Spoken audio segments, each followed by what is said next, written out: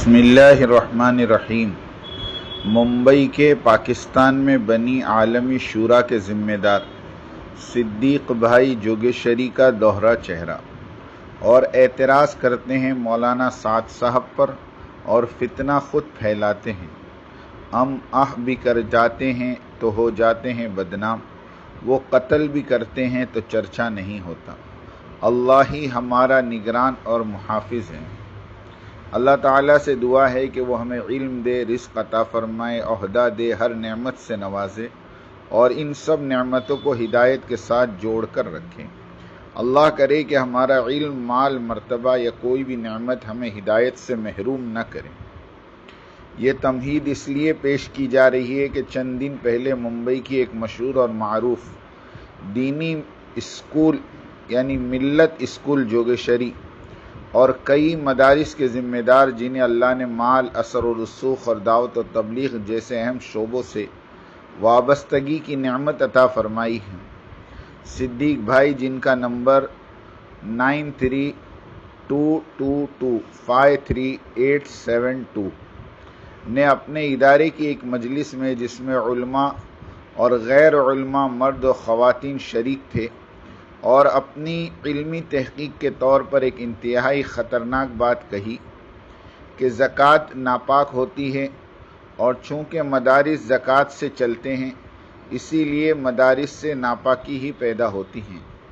یہ بات سنتے ہی مجلس میں موجود کئی علماء چونک گئے، لیکن کچھ نے اس ذمہ دار شخص کے عہدے، شہرت یا اثر کی وجہ سے خاموشی میں عافیت سمجھی اور کچھ کہے بغیر بیٹھے رہے۔ البتہ اس ادارے کے ایک باادب اور سنجیدہ عالم، جو خود اس ادارے کے اسٹاف میں شامل تھے، کھڑے ہوئے اور انہوں نے پہلے اجازت لے کر اسٹیج پر جانے کی درخواست کی۔ جب اجازت ملی تو بہت عاجزی، وقار اور احترام کے ساتھ سب سے پہلے اس ذمہ دار صدیق بھائی کی اب تک کی دینی خدمات کی اعلانیہ تعریف کی، پھر مؤدبانہ انداز میں فرمایا، جناب آپ کی یہ بات درست نہیں کہ زکوٰۃ ناپاک ہے، بلکہ زکوٰۃ تو قرآن کے مطابق مال کو پاک کرنے والی عبادت ہے۔ اگر آپ یہ کہتے ہیں کہ مدارس سے ناپاکی نکلتی ہے تو گویا آپ یہ کہہ رہے ہیں کہ جو مدارس زکوٰۃ سے چلتے ہیں وہاں سے گمراہی یا فساد نکلتا ہے، اور یہ تو سیدھی سیدھی امت کے اکابر علماء پر تہمت ہے، کیونکہ تقریباً تمام مدارس ہی زکوٰۃ پر چلتے ہیں، لہٰذا ایسی بات کہنے سے احتیاط کرنا چاہیے۔ یہ بات کہہ کر وہ عالم اپنی جگہ پر واپس آ گئے۔ اس کے بعد وہ ذمہ دار صدیق بھائی ملت اسکول والے دوبارہ کھڑے ہوئے اور علماء سے اپنے تعلقات کا حوالہ دیتے ہوئے کہنے لگے، میں نے کوئی غلط بات نہیں کہی، میں اپنی بات پر قائم ہوں۔ اور اس کے ساتھ ہی مجلس اختتام کو پہنچی۔ اب بات پہنچی شرکائے مجلس اور حاضرین مجلس کے تاثرات تک۔ نمبر 1، علماء کے تاثرات۔ علماء کے درمیان دو گروہ بن گئے۔ ایک گروہ نے اس عالم کی تعریف کی کہ آپ نے بہت اچھا کیا، بروقت سچ کہہ کر تنبیہ کر دی۔ دوسرے گروہ نے کچھ ندامت بھرے لہجے میں کہا، بھائی تم تو دین کی غیرت رکھنے والے نکلے، ہم تو بس تنخواہ دار نوکر بن کر چپ بیٹھے رہے۔ دوسرے عوام کے تاثرات۔ عام غیر عالم لوگوں میں سے ایک نے سادے دل سے کہا، مولانا آپ کی بات سن کر میرا دل صاف ہو گیا، میں تو اس ذمہ دار کی بات سن کر الجھن میں پڑ گیا تھا کہ مدارس کو زکوٰۃ دینا بند کر دوں یا نہیں، کیونکہ میں ہر سال رمضان میں ہزاروں روپے مدارس کو دیتا ہوں، لیکن آپ کی وضاحت کے بعد الحمدللہ دل مطمئن ہو گیا کہ میں حق پر ہوں اور انشاءاللہ آئندہ بھی زکوٰۃ دیتا رہوں گا۔ اس کے بعد کیا ہوا، اسی ادارے کے ایک اور عالم جو وہاں کے علماء پر نگران کی حیثیت رکھتے تھے، رات دیر گئے اس ذمہ دار شخص یعنی صدیق بھائی ملت اسکول جوگیشوری کی طرف سے فون آیا کہ یہ کون ہے جو اپنے آپ کو بہت بڑا عالم سمجھتا ہے، اسے سمجھاؤ۔ اشارہ سمجھ لیا گیا۔ اسی رات وہ نگران عالم اس سچ بولنے والے عالم کے پاس آئے اور صاف صاف کہہ دیا، یا تو تم استعفیٰ دے دو یا تمہارے لیے مشکلات کھڑی کی جائیں گی۔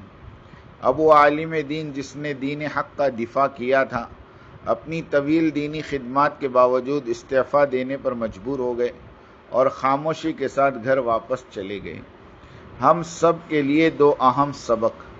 نمبر 1، اللہ کے دین کی دفاع کرنے کے لیے قربانی سے نہ گھبرائیں۔ اگر موقع آئے تو اللہ کے لیے سچ کہہ دیں، چاہے وقتی طور پر عہدہ، تنخواہ یا عزت قربان کرنی پڑے۔ دوسرے، دین کے مقابلے میں دنیاوی فائدے کو ترجیح دینا بہت مہنگا سودا ہے۔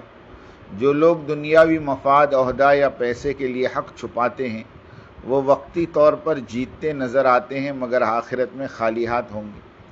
حق بات کہنے کا حوصلہ پیدا کریں، اپنے علم، ضمیر اور دین کو بیچنے سے بچیں۔ اگر ہم خاموش رہے تو کل ہم سے بھی باز پرس ہوگی۔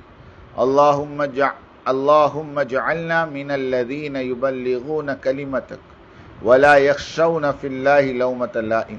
اے اللہ، ہمیں ان لوگوں میں شامل فرما جو تیرا پیغام لوگوں تک پہنچاتے ہیں اور تیرے راستے میں کسی ملامت کرنے والے کی ملامت سے نہیں ڈرتے۔ جیسے کہ ملت اسکول کے سربراہ صدیق بھائی کے نظریات ہی علم، علماء، مدارس اور زکوٰۃ کے بارے میں مسخ شدہ، ناقص اور گمراہ کن ہو، تو وہاں پر زیر تعلیم بچوں کو صحیح دینی فکر، علماء کی قدر اور علم دین کا احترام کیسے سکھایا جائے گا؟ سوچنے کی بات ہے، اگر معلم گمراہی کی طرف ہو تو متعلم کہاں پہنچے گا؟ اگر پیشوا زہر گھولے تو کارواں کیسے بچے گا؟ ایسے ماحول میں بچے بڑے ہو کر علماء کے قدردان نہیں بلکہ تنقید کرنے والے، بدظن اور دین سے دور ہو سکتے ہیں۔ خدا نہ کرے یہ علم سے دور اور باطن سے کھوکھلی نسل بن کر نکلے، جو الفاظ تو دینی بولے مگر روحانیت، ادب اور ہدایت سے خالی ہو۔ رسول اللہ صلی اللہ علیہ وسلم کی پیشن گوئی ہے کہ قیامت کی علامات میں سے ہے کہ علم اٹھا لیا جائے گا اور جاہل لوگ سردار بن جائیں گے۔ جب کم علم لوگ بڑے عہدیدار بن جائے، حق بات کہنے والے نکال دیے جائیں، باطل کو علم کے نام پر پیش کیا جائے، دین کی اصل روح کو نئی تحقیق کے نام پر مسخ کیا جائے، تو سمجھ لیجئے کہ ہم علم کی روشنی نہیں بلکہ جہالت کی ظلمت میں داخل ہو چکے ہیں۔ یہی وہ لمحے ہیں جنہیں نبی کریم صلی اللہ علیہ وسلم نے الامراء الجہال، جاہل حکمران فرما کر قیامت کی نشانیوں میں شمار کیا ہے۔ اللہم اصلح ذریاتنا واحفظ دینہم واجعلہم من المہتدین العاقلین ولا تجعلنا وإیاہم من آیات الساعہ۔ اے اللہ، ہماری اولادوں کا دین سلامت رکھ، ان کی اصلاح فرما، انہیں ہدایت یافتہ اور سمجھدار بنا، اور ہمیں اور ہماری نسلوں کو قیامت کی نشانی بننے سے محفوظ فرما۔ آمین ثم آمین یا رب العالمین۔